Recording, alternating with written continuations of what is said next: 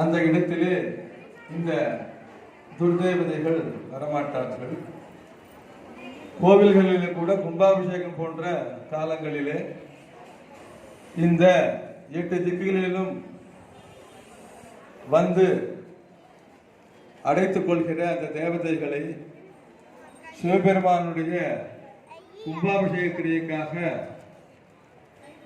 இந்த இடத்திலே பூஜை யாகங்கள் செய்ய போகிறோம் என்று சொல்லி அவரவர்களை அந்தந்த திசைக்கு செல்லுமாறு, சமுத்திரக்கரைக்கு செல்லுமாறும், பித்ரு ஸ்தானத்திற்கு செல்லுமாறும், வனத்திற்கு செல்லுமாறும், இப்படியாக அவர்களுக்கு உரிய வேறு இடத்தை ஏற்படுத்தி கொடுத்து இந்த இடத்தை விட்டு செல்ல வேண்டும் என்று இது சிவனுடைய ஆజ్ఞை என்று கூறி விரட்டுவார்கள்.